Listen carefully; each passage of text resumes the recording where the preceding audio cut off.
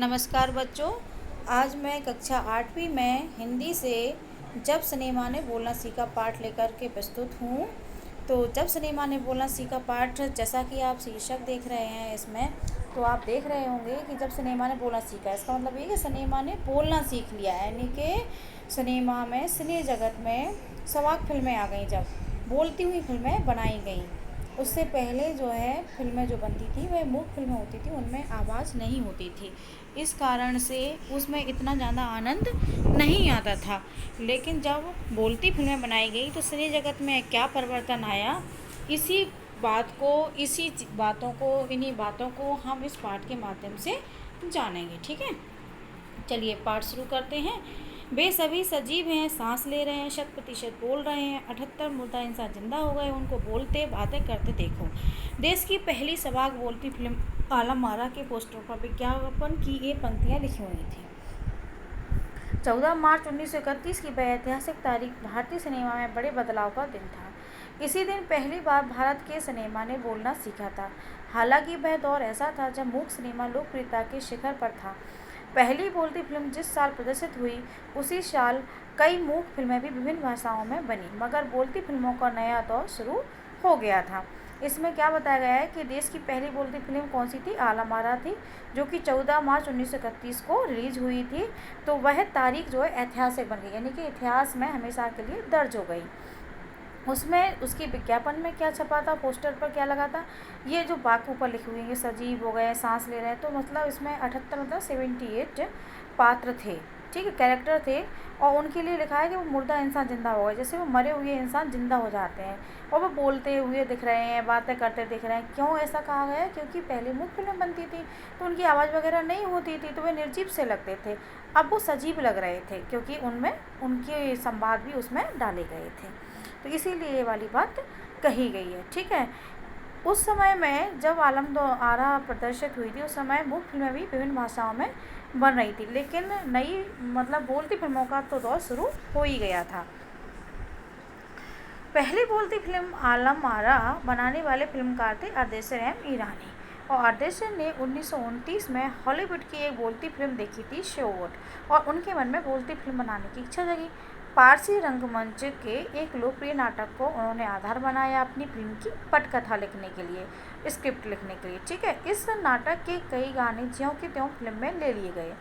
एक इंटरव्यू में अर्देशर ने उस वक्त कहा था, हमारे पास कोई संवाद लेखक नहीं था, गीतकार नहीं था, संगीतकार नहीं था, इन सब की शुरुआत होनी थी। अर्देशर ने फिल्म के गानों के लिए स्वयं की धुनें चुनी। फिल्म के संगीत में महज 3 वाद्य मतलब क्या होता है, इंस्ट्रूमेंट जो हम बजाते हैं, ठीक है, तबला है, हारमोनियम है, वायलिन का इस्तेमाल किया गया था इसमें।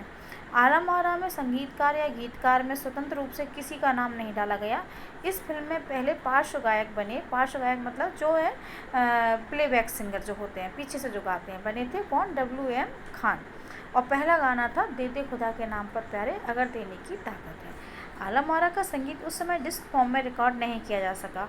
फिल्म की शूटिंग शुरू हुई तो साउंड के कारण ही इसकी शूटिंग रात में करनी पड़ती थी, क्योंकि उस समय इतने अच्छे इंस्ट्रूमेंट नहीं होते थे कि हम दिन में कहीं इधर उधर की आवाज़ें आती थी तो वो उनको हम ना आने पाएँ और एक अच्छी रिकॉर्डिंग हो जाए। इसलिए रात में क्या है, रात्रि में आराम से जो है शांति के कारण वो शूटिंग रात में करते थे। मूक युग की अधिकतर फिल्मों को दिन के प्रकाश में ही शूट कर लिया जाता था, तो प्रकाश की भी आवश्यकता नहीं पड़ती थी। अब रात्रि में करना था शूटिंग, इसलिए कृत्रिम प्रकाश व्यवस्था करनी पड़ी। कृत्रिम मतलब है जो बनाते हैं, मतलब लाइट वगैरह की व्यवस्था करनी पड़ी। यहाँ से प्रकाश प्रणाली बनी जो आगे फिल्म निर्माण का जरूरी हिस्सा बनी। आलम आरा ने भविष्य के कई स्टार और तकनीशियन तो दिए ही, अर्देशर की कंपनी तक ने भारतीय सिनेमा के लिए 150 से अधिक मूक और लगभग 100 सबाक फिल्में बनाई। सबाक मतलब क्या है? वाक में सा उपसर्ग लगाया गया है और सबाक बन गया, यानी कि बोलती हुई, और मूक मतलब है जिसमें आवाज़ नहीं होती है, गूंगी फिल्म है। ठीक है, Alam Ara film Arabian nights जैसी फैंटेसी थी। फैंटेसी मतलब क्या होता है? जिसमें जानदा मतलब भड़कीली टाइप, मतलब जिसमें कि टोटल काल्पनिकता होती है। वो फिल्म ने हिंदी उर्दू के मेल वाली हिंदुस्तानी भाषा को लोकप्रिय बनाया। इसमें गीत, संगीत तथा नृत्य के अनोखे संयोजन थे। संयोजन मतलब क्या है कि उनमें मतलब समायोजन किया गया था, मतलब सबका मिला करके कि गीत हैं, संगीत हैं, नृत्य हैं। फिल्म की नायिका थी जुबेदा, नायक थे विट्ठल, और वे उस दौर के सर्वाधिक पारिश्रमिक पाने वाले स्टार थे। यानी कि उनको उस समय सबसे ज़्यादा पैसा मिलता था काम करने का। पारिश्रमिक मतलब जो है, जो परिश्रम के बदले में हमें पैसा मिलता है, ठीक है। तो वो उस समय ज़्यादा पैसा लेने वाले नायक नायिका थे। उनके चयन को लेकर भी एक किस्सा काफ़ी चर्चित है कि विट्ठल को उर्दू बोलने में मुश्किल आती थी, तो पहले उनको बतौर नायक चयन किया गया, मगर इसी कमी के कारण उन्हें हटाकर उनकी जगह महबूब को नायक बना दिया गया। विट्ठल नाराज़ हो गए और अपना हक पाने के लिए उन्होंने मुकदमा कर दिया। उस दौर में उनका मुकदमा मोहम्मद अली जिन्ना ने लड़ा, जो तब के मशहूर वकील हुआ करते थे, और विट्ठल मुकदमा जीते और भारत की पहली बोलती फिल्म के नायक भी बने। उनकी कामयाबी आगे भी जारी रही। मराठी और हिंदी फिल्मों में वे लंबे समय तक नायक और स्टंटमैन के रूप में सक्रिय रहे। स्टंटमैन मतलब जानते हैं आप लोग, जो स्टंट करते, कठिन कठिन जो होते हैं, मुश्किल चीज़ें करनी होती हैं फिल्मों में, उनके मतलब नायक की जगह दूसरे लोगों को करवाया जाता, लिया जाता है। तो ऐसे स्टंट भी वो कर लेते थे, तो स्टंटमैन के रूप में भी सक्रिय रहे।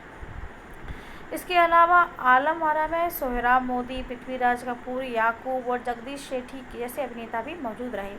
आगे चलकर जो फिल्मोद्योग के प्रमुख स्तंभ बने। यह फिल्म 14 मार्च 1931 को मुंबई के मैजेस्टिक सिनेमा में प्रदर्शित हुई। फिल्म 8 सप्ताह तक हाउसफुल चली और भीड़ इतनी उमड़ती थी कि पुलिस के लिए नियंत्रण करना मुश्किल हो जाया करता था। समीक्षकों ने इसे भड़कीली फैंटेसी फिल्म करार दिया था, मगर दर्शकों के लिए यह फिल्म एक अनोखा अनुभव थी। क्यों थी? क्योंकि इससे पहले तो वो फिल्म बनती थी तो उसमें इतना मज़ा नहीं आता था। यह फिल्म 10,000 फुट लंबी थी और इसे 4 महीनों की कड़ी मेहनत से तैयार किया गया था, ठीक है। 10,000 फुट लंबी मतलब उसमें पहले कैसेट्स में आते थे तो रील बनती थी लंबी एक, इसमें सबाक फिल्मों के लिए पौराणिक कथाओं, पारसी रंगमंच के नाटकों, अरबी प्रेम कथाओं को विषय के रूप में चुना गया था।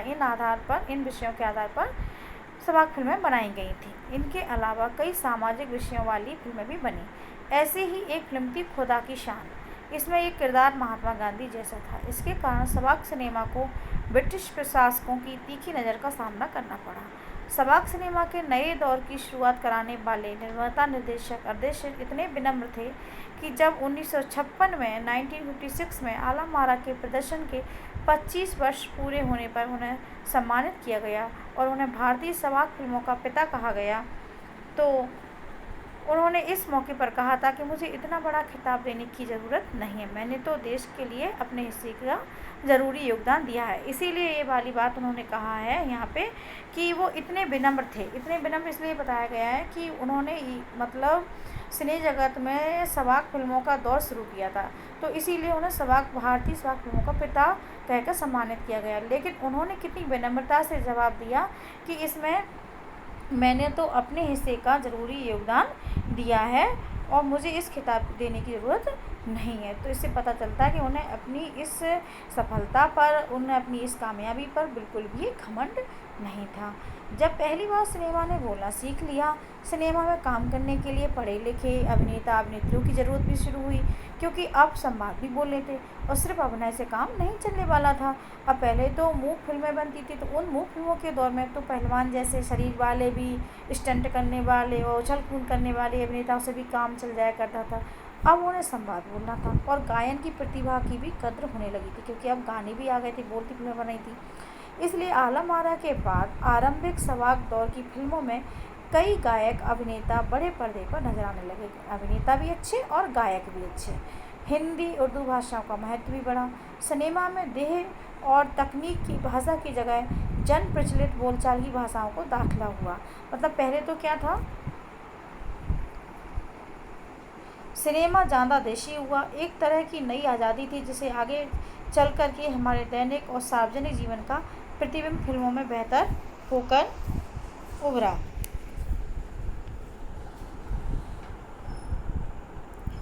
उभरने लगा। सिनेमा में देह और तकनीक की भाषा की जगह, मतलब पहले तो क्या था कि देह मतलब शारीरिक अभिनय से ही काम चल जाता था, तो उनकी जगह पिछले जो बोलचाल की भाषाएं थी वो ज़्यादा यूज में आई। एक तरह की नई आज़ादी थी जिससे आगे चलकर हमारे दैनिक और सार्वजनिक जीवन का प्रतिबिंब फिल्मों में बेहतर होकर उभरने लगा। क्योंकि हमारा जो दैनिक जीवन में होता है, सार्वजनिक जो हम आसपास अपने पाते हैं, इस प्रकार का जीवन भी हमें फिल्मों में देखने को मिलता है। कहा भी जाता है कि जो सिनेमा है वह मतलब समाज का आईना होती है ना। जैसे कहा जाता है कि साहित्य समाज का दर्पण है, यानी कि साहित्य में हमें समाज का मतलब समाज की तस्वीर दिखाई देती है, क्योंकि जैसा हमारे आसपास का समाज होता है उसी को लेकर के फिल्में बनाई जाती हैं, उसी को लेकर के साहित्य लिखा जाता है।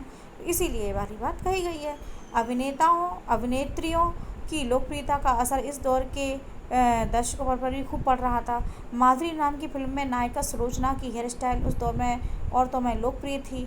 औरतें अपनी केश सज्जा भी उसी तरह कर रही थी। केश सज्जा मतलब बालों को सजावट। और अर्देशीर ईरानी की फिल्मों में भारतीय के अलावा ईरानी कलाकारों ने भी अभिनय किया था।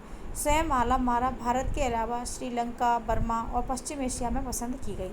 भारतीय सिनेमा के जनक फाल्के को, जो आप दादा साहब फाल्के, जो आप अभी हमारे यहाँ सिने जगत में पुरस्कार भी दिया जाता है उन्हीं के नाम पर, उनको सबाक सिनेमा के जनक अर्देशीर ईरानी की उपलब्धि को अपनाना ही था।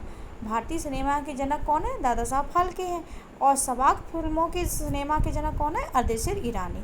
तो जो दादा साहब फाल्के थे उन्होंने सबसे पहले फिल्में बनाना शुरू की थी, और उन्हें ये सबाक फिल्मों के जनक के रूप में अर्देशीर ईरानी की उपलब्धि को भी अपनाना ही था, क्योंकि यहाँ से वहाँ से सिनेमा का एक नया युग शुरू हो गया था। ठीक है, तो यह पाठ मैं यहीं पर समाप्त करती हूँ और इसके प्रश्न अभ्यास हम अगली कड़ी में हल करेंगे।